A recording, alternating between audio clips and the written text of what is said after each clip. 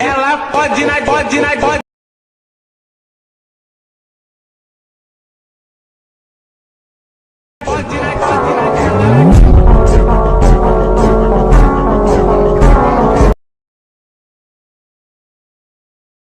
Once more! Once more! Once more! Pode, ela pode pode.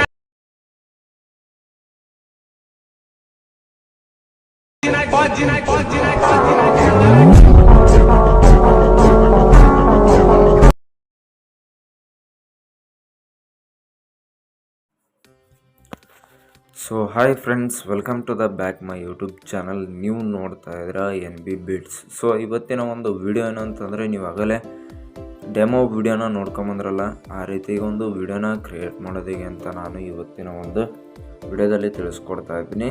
So ಆ ಒಂದು ವಿಡಿಯೋನ create ಮಾಡ್ಕೋಬೇಕಾದ್ರೆ ಟೋಟಲಾಗಿ ನಿಮಗೆ 2 ಪ್ರಾಜೆಕ್ಟ್ ಬೇಕಾಗ್ತವೆ. ಸೊ ನೀವು ಕೆಳಗಡೆ ನೋಡ್ತಾ ಇರ್ಬೋದು home and creators and projects and templates ಅಂತ ಆಪ್ಷನ್ ಇದೆ. ಸೊ ನಾವು ಪ್ರಾಜೆಕ್ಟ್ಸ್ ಆಪ್ಷನ್ನ ಕ್ಲಿಕ್ ಮಾಡ್ಕೋಬೇಕಾಗುತ್ತೆ. ಇಲ್ಲಿ ನೋಡ್ತಾ ಇರ್ಬೋದು ನಾನು ಹೇಳಿದ್ನಲ್ಲ 2 ಪ್ರಾಜೆಕ್ಟ್ ಬೇಕಾಗ್ತವೆ ಅಂತ. ಒಂದು 2 ಪ್ರಾಜೆಕ್ಟ್ ಯಾವುದು ಅಂತಂದರೆ shakeeffect ಪ್ರಾಜೆಕ್ಟ್ ಒಂದು, BEATZ ಪ್ರಾಜೆಕ್ಟ್ ಒಂದು. ಸೊ ಟೋಟಲಾಗಿ 2 ಪ್ರಾಜೆಕ್ಟ್ ಬೇಕಾಗ್ತವೆ. ಈ ಪ್ರಾಜೆಕ್ಟ್ಗಳನ್ನ ನೀವು ಡೌನ್ಲೋಡ್ ಮಾಡ್ಕೊಳ್ಳೋಕೆ ಹೋದಾಗ ಅಲ್ಲಿ 𝗡𝗢𝗧𝗘 ಅಂತ ಒಂದು ಹೆಸರು ಬರ್ತಾ ಇರುತ್ತೆ. ಸೊ ಒಂದು ವೆಬ್ಸೈಟ್ ಓಪನ್ ಆಗುತ್ತೆ.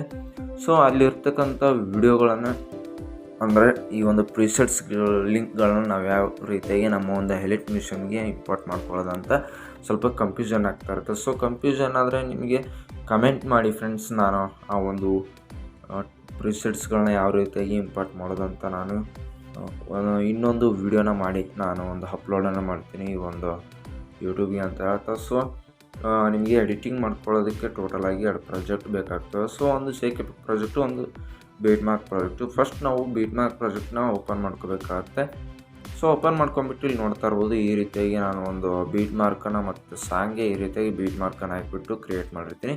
ಸೊ ಇಲ್ಲಿ ಏನು ಮಾಡಬೇಕಂತಂದರೆ ಫೋಟೋನ ಹಾಕೋಬೇಕಾಗುತ್ತೆ. ಒಂದು BEATZ ನಾವು ಫೋಟೋನ ಹಾಕೋಬೇಕಂತಂದರೆ ಕೆಳಗಡೆ ಪ್ಲಸ್ ಐಕನ್ ಮೇಲೆ ಕ್ಲಿಕ್ ಮಾಡಿಕೊಂಡು ಮೀಡಿಯಾ ಕ್ಲಿಕ್ ಮಾಡಿಕೊಂಡು ನಾನು ಈ ಒಂದು ಫೋಟೋನ ತೊಗೊತಾ ಇದ್ದೀನಿ. ಈ ಒಂದು ಫೋಟೋನ ತೊಗೊಂಡ್ಬಿಟ್ಟು ಮೇಲ್ಗಡೆಗೆ 3 ಡಾಟ್ ಮೇಲೆ ಕ್ಲಿಕ್ ಮಾಡ್ಕೊಂಡ್ಬಿಟ್ಟು ಐದನೇ ಆಪ್ಷನ್ ಹಾಕ್ಕೊಂಡು ಸೊ ಲಾಸ್ಟ್ BEATZ ಬಂದುಬಿಟ್ಟು ಫುಲ್ ಫೋಟೋ ಆ BEATZ ಕಂಪ್ನಿ ಇಟ್ಕೋಬೇಕಾಗುತ್ತೆ. ಇಟ್ಕೊಂಡ್ಬಿಟ್ಟು ಸೆಕೆಂಡ್ BEATZ ಬಂದುಬಿಟ್ಟು ಫೋಟೋನ ಕಟ್ ಮಾಡಿಕೊಂಡು, ಥರ್ಡ್ BEATZ ಬಂದುಬಿಟ್ಟು ಫೋಟೋನ ಕಟ್ ಮಾಡಿಕೊಂಡು, ಫೋರ್ತ್ BEATZ ಬಂದುಬಿಟ್ಟು ಫೋಟೋನ ಕಟ್ ಮಾಡಿಕೊಂಡು, ಫಿಫ್ತ್ BEATZ ಬಂದುಬಿಟ್ಟು ಫೋಟೋನ ಕಟ್ ಮಾಡ್ಕೋಬೇಕಾಗುತ್ತೆ. ಇದೇ ರೀತಿಯಾಗಿ ಇಲ್ಲಿರ್ತಕ್ಕಂಥ BEATZಗಳಿಗೆಲ್ಲ ಫೋಟೋನ ಕಟ್ ಮಾಡ್ಕೋಬೇಕಾಗತ್ತೆ. ನಾನೇನಾದರೂ ಕಟ್ ಮಾಡ್ಕೊಳ್ಳೋದು ಹೇಳ್ಕೊತ ಕುಂತು ಅಂದರೆ ವಿಡಿಯೋ ಲೆಂತ್ ಆಗುತ್ತೆ, ಅದರಿಂದ ವಿಡಿಯೋನ ಸ್ಕಿಪ್ ಮಾಡ್ತಾಯಿದ್ದೀನಿ ಫ್ರೆಂಡ್ಸ್. ಸೊ ಫ್ರೆಂಡ್ಸ್, ಈ ರೀತಿಯಾಗಿ ಒಂದು ಫೋಟೋಗಳನ್ನ ಕಟ್ ಮಾಡ್ಕೊಂಡ್ಬಿಟ್ಟು ನೆಕ್ಸ್ಟ್ ಏನು ಮಾಡಬೇಕು ಅಂತಂದರೆ ಬ್ಯಾಕ್ ಆಗಬೇಕಾಗತ್ತೆ.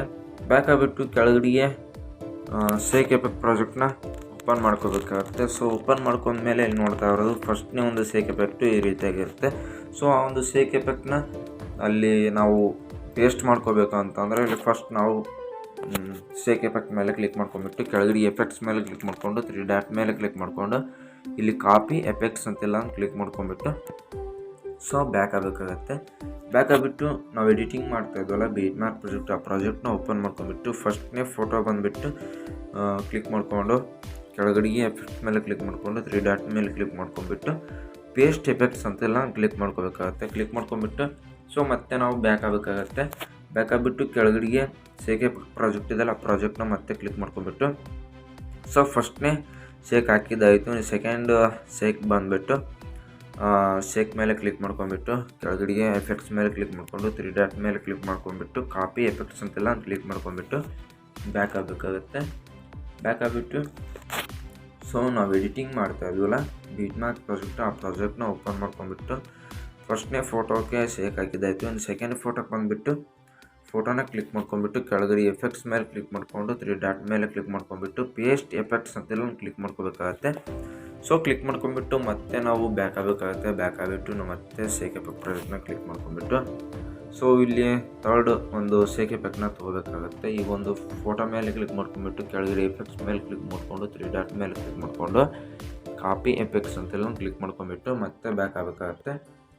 ಬ್ಯಾಕ್ ಆಗಿಬಿಟ್ಟು ನಾವು ಎಡಿಟಿಂಗ್ ಮಾಡ್ತಾ ಇದ್ವಲ್ಲ BEATZ ಪ್ರಾಜೆಕ್ಟು ಮತ್ತೆ ಓಪನ್ ಮಾಡ್ಕೊಂಡ್ಬಿಟ್ಟು ಇಲ್ಲಿ ನೋಡ್ತಾ ಇರ್ಬೋದು ಮೂರನೇ ಫೋಟೋನ ಕ್ಲಿಕ್ ಮಾಡ್ಕೊಂಡ್ಬಿಟ್ಟು ಕೆಳಗಡೆ ಎಫೆಕ್ಟ್ಸ್ ಮೇಲೆ ಕ್ಲಿಕ್ ಮಾಡಿಕೊಂಡು 3 ಡಾಟ್ ಮೇಲೆ ಕ್ಲಿಕ್ ಮಾಡ್ಕೊಂಡ್ಬಿಟ್ಟು ಪೇಸ್ಟ್ ಎಫೆಕ್ಟ್ಸ್ ಅಂತೆಲ್ಲ ಕ್ಲಿಕ್ ಮಾಡ್ಕೋಬೇಕಾಗತ್ತೆ. ಸೊ ಈ ರೀತಿಯಾಗಿ ಇಲ್ಲಿ ಉಳಿದಿರ್ತಕ್ಕಂಥ ಫೋಟೋಸ್ಗಳಿಗೆಲ್ಲ ಶೇಕ್ ಎಫೆಕ್ಟ್ನ ಹಾಕೋಬೇಕಾಗತ್ತೆ. ನಾನೇನಾದರೂ ಹಾಕ್ಕೊಳ್ಳೋದು ಹೇಳ್ಕೊತ ಕುಂತ್ಕೊಂಡ್ರೆ ವಿಡಿಯೋ ಲೆಂತ್ ಆಗುತ್ತೆ, ಅದರಿಂದ ವಿಡಿಯೋನ ಸ್ಕಿಪ್ ಮಾಡ್ತಾಯಿದ್ದೀನಿ ಫ್ರೆಂಡ್ಸ್.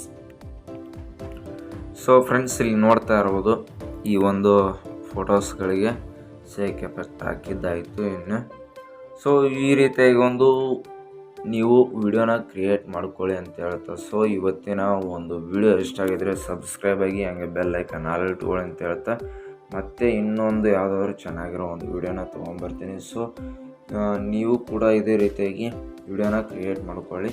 ಇನ್ನೇನು ವಿಡಿಯೋ ಮುಗಿಸೋ ಟೈಮ್ ಬಂತು, ಮೇಲ್ಗಡೆಗೆ ಎಕ್ಸ್ಪೋರ್ಟ್ ಮಾಡ್ಕೊಳೋ ಆಪ್ಷನ್ ಮೇಲೆ ಕ್ಲಿಕ್ ಮಾಡ್ಕೊಂಡ್ಬಿಟ್ಟು ವಿಡಿಯೋ ಆಪ್ಷನ್ಗೆ ಇಟ್ಕೊಂಡ್ಬಿಟ್ಟು ಎಕ್ಸ್ಪೋರ್ಟ್ ಮಾಡ್ಕೋಬೇಕಾಗತ್ತೆ. ನಿಮ್ಮ ಫೋನ್ ಮೇಲೆ ನಿಮ್ಮ ಒಂದು ಹೈಲೈಟ್ ಮೋಷನ್ ಆ್ಯಪ್ ಡಿಪೆಂಡ್ ಆಗಿರುತ್ತೆ ಕ್ವಾಲಿಟಿ ಎಕ್ಸ್ಪೋರ್ಟ್ ಮಾಡ್ಕೊಳ್ಳೋದು.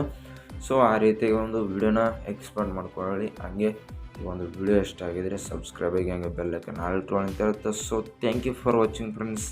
ಬಾಯ್.